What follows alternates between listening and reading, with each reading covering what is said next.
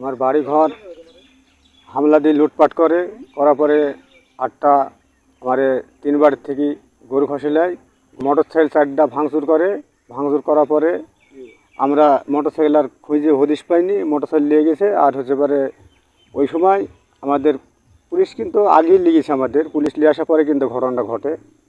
Police লিগেছে, লিগে আমার এই ঘটনাটা ঘটেছে। আর এজাহার দিয়ে তার পরের দিন সকালে 5 তারিখে সকালে এজাহার পরে 9 দিন পরে মামলা রেকর্ড হয়, মানে রেকর্ড হয়ে কোনো কাজ হয়নি। হ্যাঁ, ওরা জামিন হয়ে এসে এখন পর্যন্ত আমরা বাড়ি পাইনি, হুমকি ধামকি দেয়।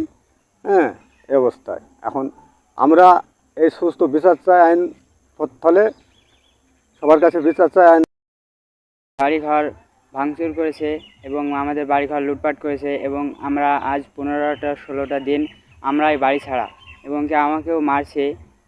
চাচ্ছি যে এর সুষ্ঠু বিচার হোক, আইন আদালত আমাদের বাড়ি ফেরার ব্যবস্থা করে দিক।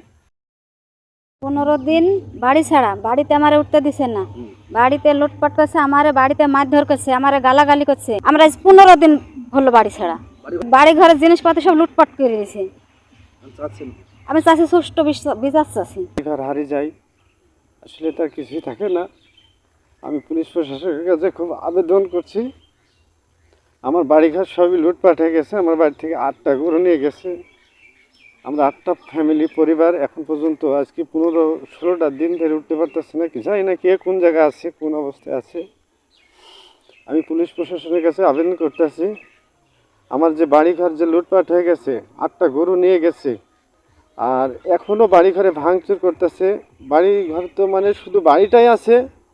হ্যাঁ জি, 9 দিন পরে রেকর্ড হয়, তাও আসামি ধরতে যায় না, তাও ওরা হচ্ছে পারে সব এখনও বাড়িঘর ভাঙচুর করছে, সব কিছু এখনও লুটপাট করছে। এখন আমরা বাড়িতে যেতে পারি না, 15 দিন হইলো, পুলিশ কিছুই করছে না, আমার বাড়িতেও যেতে দিচ্ছে না। আমার 15 দিন ধরে বাড়ি হারা। আইন এবং প্রশাসন আমাদের বাড়ির যার ব্যবস্থা করে দিই।